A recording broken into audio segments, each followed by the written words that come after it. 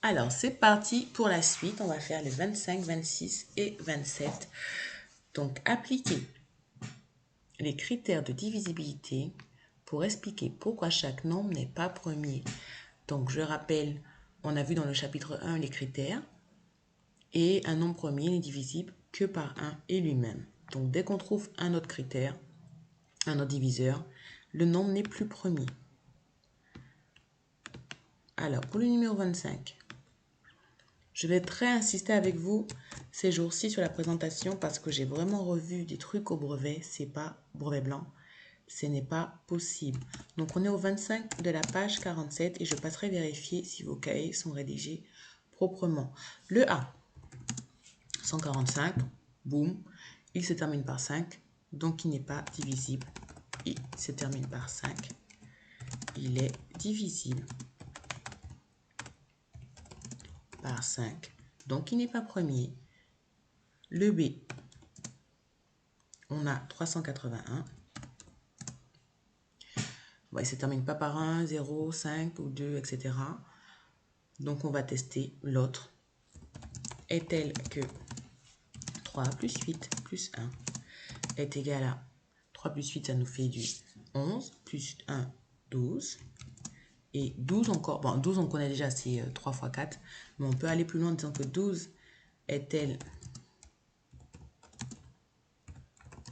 que 2 plus 1, on va remettre dans l'ordre, 1 plus 2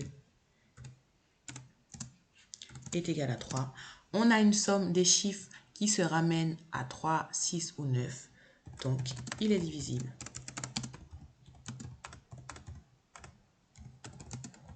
par 3. On aurait pu ici aussi mettre que 12 est égal à 3 fois 4, voilà. Même pas sans rajouter cette phrase-là, en supprimant toute cette partie, en supprimant toute cette partie-là, on a pu écrire directement que ici égale 3 fois 4. Et donc, on conclut qu'il est divisé par 3. J'ai redétaillé parce que je veux absolument que vous reteniez cette petite méthode. Voilà. Le C, on a 372 qui se termine par 2. D'accord. Ça fonctionne aussi, 3 plus 7 plus 2, ça fait 12. Mais on ne va pas non plus chercher tout le temps la formule la plus compliquée. D'accord. Donc, il est divisible par 2. On ne vous demande pas ici de lister tous les diviseurs. Ça viendra après. Ne soyez pas trop pressés. Mais de juste dire qu'il n'est pas premier. 156 se termine par 6. Donc, il est divisible par 2. Le E, 240, se termine par 0. Je vais mettre 5 pour changer un peu. Donc, il est divisible par 5, ainsi que 175 se termine par 5. Donc, il est divisible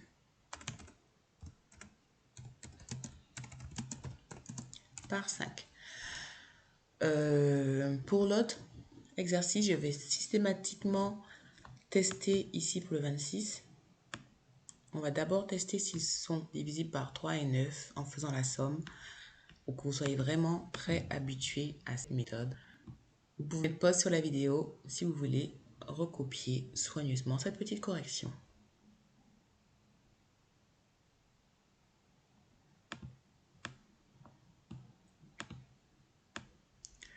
On passe à la suite. Numéro 26. Même chose. Pour chaque nombre, dire s'il est premier ou non. Expliquer. 13, ça y est, on gère. On le connaît, il est dans les nombres premiers. D'accord. Donc 13 est égal, à 1 fois 13. Il est donc premier. Puis dans notre liste, on le connaît par cœur maintenant. Ça y est, 13, on est bon. 18, Du critère est tel que 1 plus 8 est égal à 9. Donc, il est divisible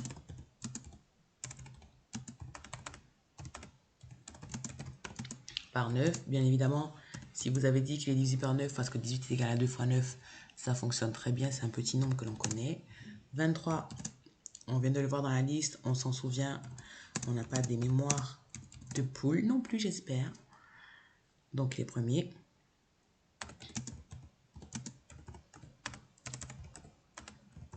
Enfin, c'est surtout qu'il admet que ça. Il faudrait que je précise peut-être qu'il n'admet que vous soyez dans la précision de votre rédaction.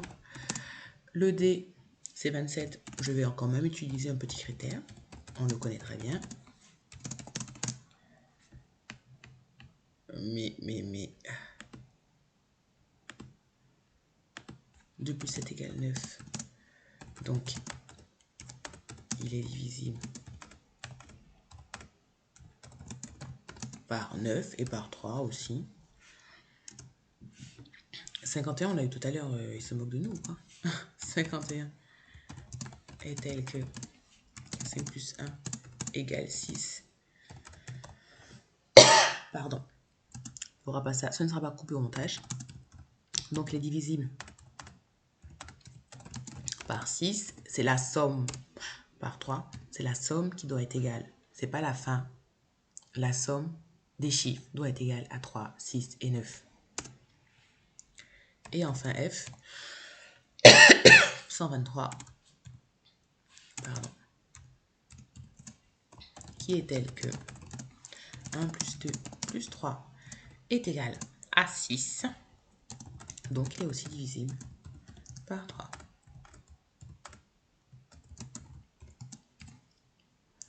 Voilà, on a expliqué. C'est suffisant. Très bien. On passe au 27.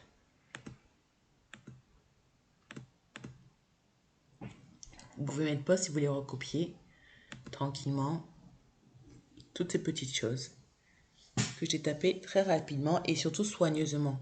Déjà, je viens de me rendre compte que j'ai oublié, comme l'exercice était juste au-dessus, d'écrire qu'il s'agissait du numéro 26 de la page 47.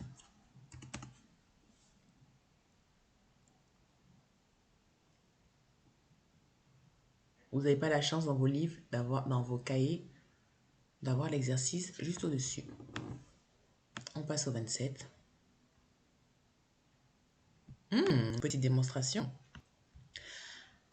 La somme de deux nombres impairs est-elle le nombre premier? Expliquez. On peut déjà faire des petites tentatives. Deux nombres impairs, on les connaît. D'accord? Ils ne sont pas multiples de 2.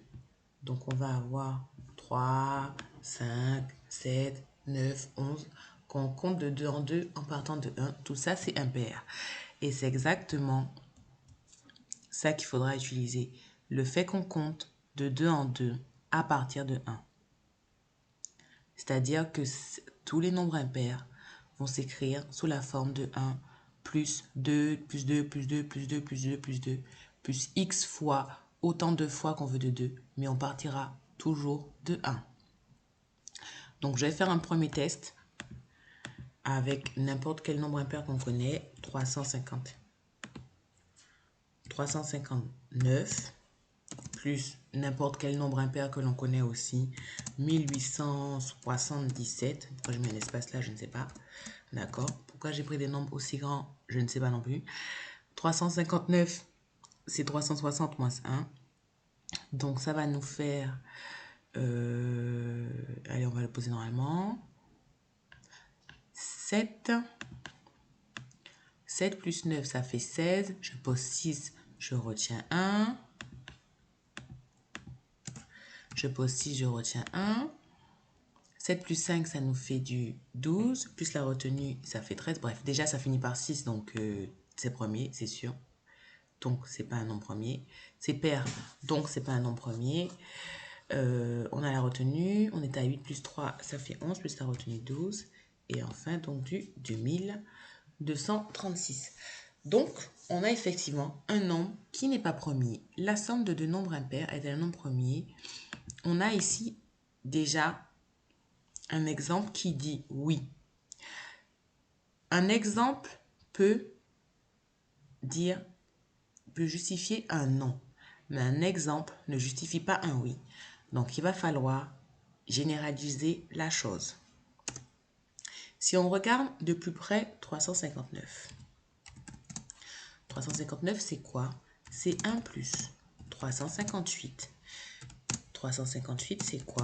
C'est 2 fois, la moitié de 358, c'est quoi? Bon, déjà, on sait que les divisé par 2, puis ça se termine par 8.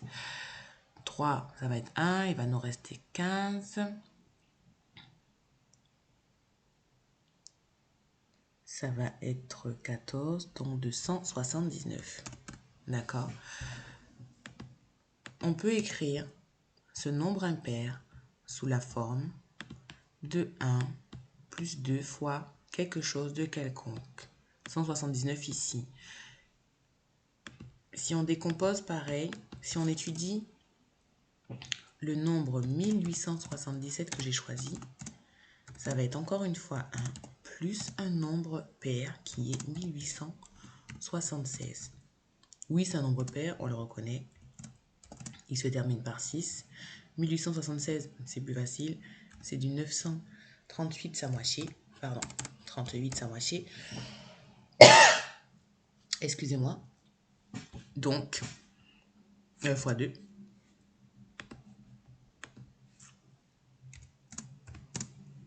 2 fois 938. On a ici, dans ces deux nombres qu'on va additionner, quelque chose qui est pair et 1 et 1. Donc, quand on va additionner ces deux petites choses, ces deux petits 1, on va se retrouver avec 2. Donc, on aura 2 plus 2 fois quelque chose, plus 2 fois quelque chose. Donc, tout cela sera pair. Bien évidemment, pour démontrer, il faut généraliser. Donc, tout nombre impair s'écrit sous la forme d'un E1 plus 2 fois le quotient. On va prendre n, un premier nombre impair. Rédaction. Soit m et n, deux nombres impairs.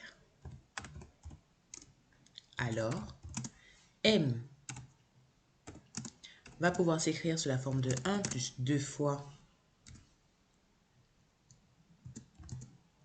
q, le premier quotient, et n aussi.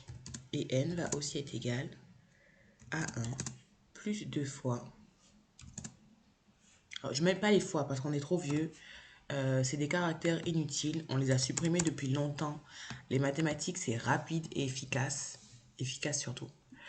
Donc, je ne remets pas les fois. On n'est plus à ce niveau. Du coup, quand on va faire m quelconque plus n quelconque, on va se retrouver avec 1 plus 2q plus 1 plus 2k. Je rappelle, le k peut avoir n'importe quelle valeur. Il peut avoir comme valeur 179, il peut avoir comme valeur 938. Quelle que soit la valeur de ce k, le n sera impair. Quelle que soit la valeur de q, le m sera impair. Ça va se réduire comment? 1 plus 1, ça fait 2. Le 2q, on l'a toujours. Plus le 2k, on l'a toujours. Si on factorise tout ça, factorisation que l'on a vu récemment et qui est encore très frais dans votre tête, ça va nous donner quoi? 2 fois 1 plus q plus k. On a donc écrit notre somme de deux nombres impairs sous la forme d'un produit ayant pour facteur 2 ce qui se traduit, comme on l'a vu dans le chapitre 1, par m plus n est un multiple de 2. puisque c'est 2 fois quelque chose. D'accord? Donc, n plus n est un multiple de 2.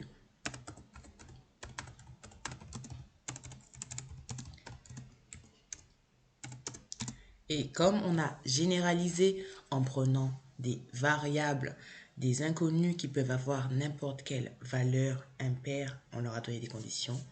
Donc, la somme de deux nombres impairs. Si vous voulez faire une petite carrière un peu scientifique avec un peu de maths, il faut absolument que vous compreniez la notion de nombre inconnu, de variable. N'est pas, pardon,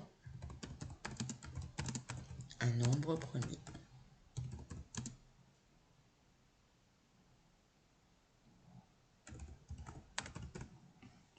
Voilà. Je croyais qu'il demandait si c'était... Non, très bien. Là, je vous ai fait la définition générale, la précision. Bien évidemment, comme je vous ai dit, quand la réponse est non, est-ce que la somme de deux nombres impairs est-elle un nombre premier? Expliqué. Comme la réponse est non, ici, un contre-exemple suffisait. Vous prenez deux nombres, vous les additionnez, ça fonctionne. Je vous ai bien précisé pour généraliser parce que au brevet, on vous demandera souvent de généraliser. Donc, j'ai tout généralisé en utilisant des variables. Mais comme ici, on est sur une réponse négative, est-ce que la somme de deux nombres impairs est négative, est de nombre premier? Comme la réponse est non, vous pouvez prendre un contre-exemple. Si la réponse était oui, il faudrait tout démontrer comme je l'ai fait ici. D'accord? On passe à la suite. Bon, cette vidéo sera un peu plus longue. On passe au 29 et au 31. Au 28 et au 29, pardon. Je vais vous laisser pour le 31 tranquillement. Oh, on dirait encore deux généralisations. Arthur a-t-il raison? Le produit de deux nombres premiers est un autre nombre? Bah, sérieusement, non. Mais Arthur, enfin, on a dit qu'un nombre premier n'avait que deux diviseurs. Si c'est un produit de deux nombres premiers, il a donc deux autres diviseurs. Tu fais comment, Arthur? Et pour Myriam, la somme de deux nombres premiers est un nombre premier, mais on vient de le démontrer. Myriam, c'est pas pareil. On verra ça tout à l'heure. On rédige quand même pour Arthur.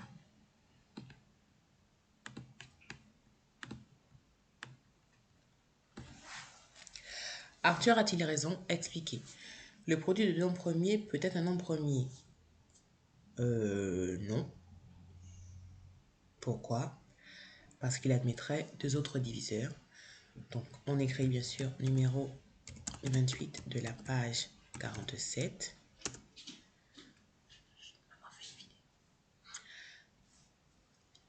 Donc, si... Allez. Le produit de deux nombres premiers admet pour diviseur par conséquent ces deux nombres premiers, c'est deux nombres premiers. Donc, il n'est pas premier. Ah!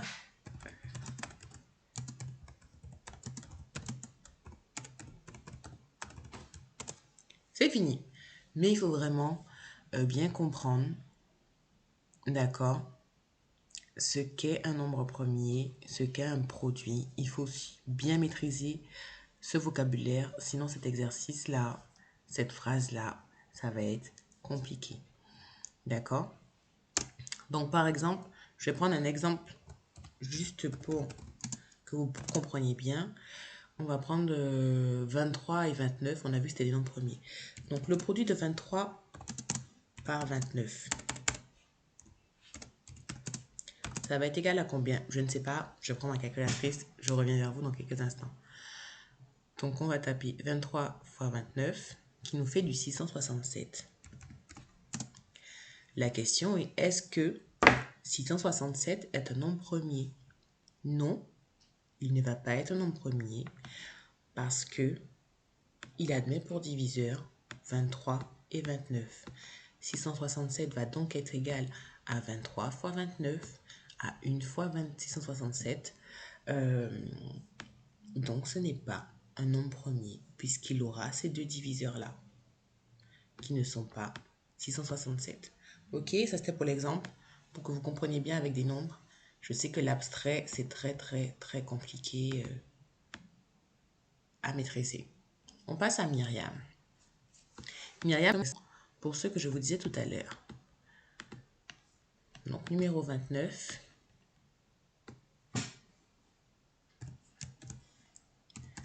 De la page 47. Myriam a dit que la somme de deux nombres premiers est un nombre premier. Si vous prenez 2 plus 3, qui est égal à 5, alors on a bien la somme de deux nombres premiers qui peut être un nombre premier.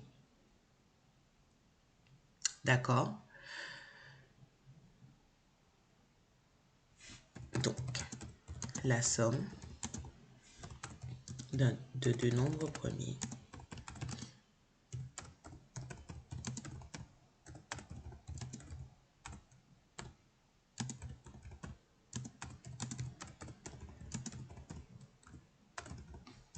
mais là, Myriam, elle a bien mis le mot peut être.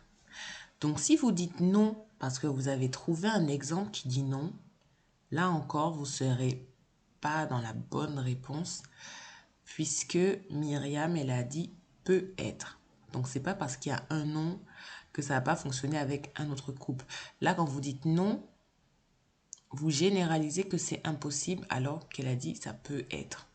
Elle n'a pas dit, si Myriam avait dit la somme de deux nombres premiers est un nombre premier, là, vous trouvez un contre-exemple, c'est bon, parce qu'elle est dans l'affirmation. Mais comme Myriam a dit peut, ça demande un peu plus de recherche. Mais ça va vite. 2 plus 3, ça fonctionne très bien, ça fait 5. Si on prend 2 plus 11, ça va fonctionner aussi. D'accord.